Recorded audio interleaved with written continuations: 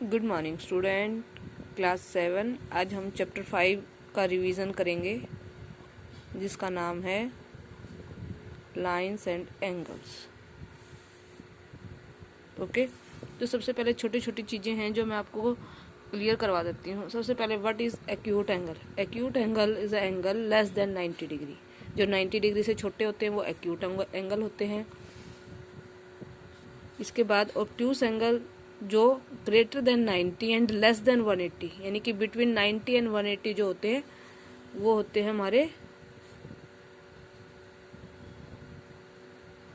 Obtuse, और ये होते हैं 90 से छोटे। इसके बाद सप्लीमेंट्री एंगल।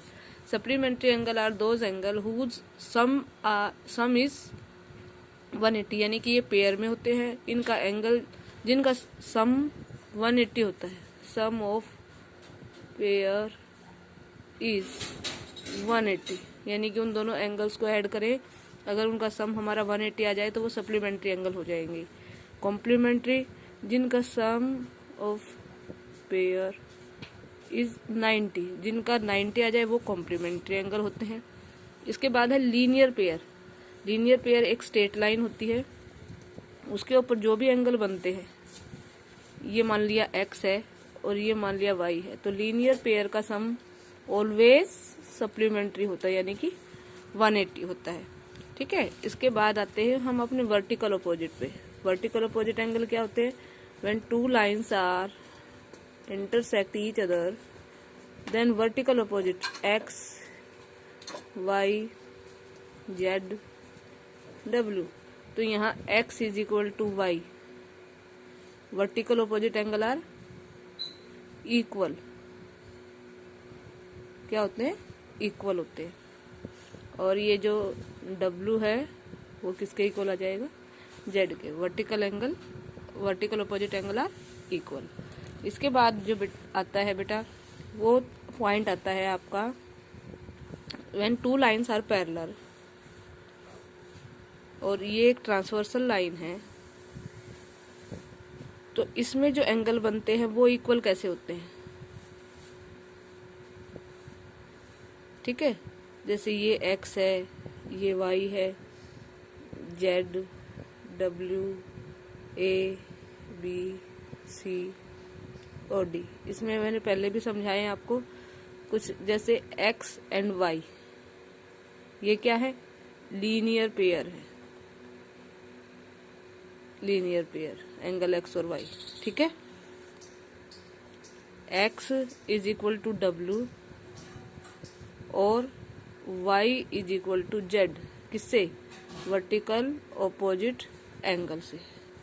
ठीक है, इसके बाद angle x is equal to angle a और angle y is equal to angle b, angle z is equal to angle d और angle w is equal to angle c। इसका रीजन क्या है? Corresponding angle. ठीक है, इसके बाद ये जो है ये कोरस्पॉन्डिंग एंगल हो गए। हम ये भी कह सकते हैं angle x is equal to angle c और angle y is equal to angle d। किस रीजन से? Alternate exterior angle. ठीक है, और दूसरा क्या है? Angle z is equal to angle b और angle w is equal to angle a। ये हो जाएंगे अल्टरनेट इंटीरियर एंगल बेटा। ठीक है, और इसमें एक और प्रॉपर्टी होती है, angle z plus angle a और angle w plus angle b, same side of transversal का जो सम होता है वो 180 डिग्री होता है। ठीक है, तो इस पूरे चैप्टर में बेटा आपके चैप्टर 5 में ये आपका मेन पॉइंट है जो मैंने रिवाइज करवाए हैं। इनको रिवाइज कर लेना, आपको ये चैप्टर अच्छे से रिवाइज हो जाएगा। ठीक है, thank you, have a nice day.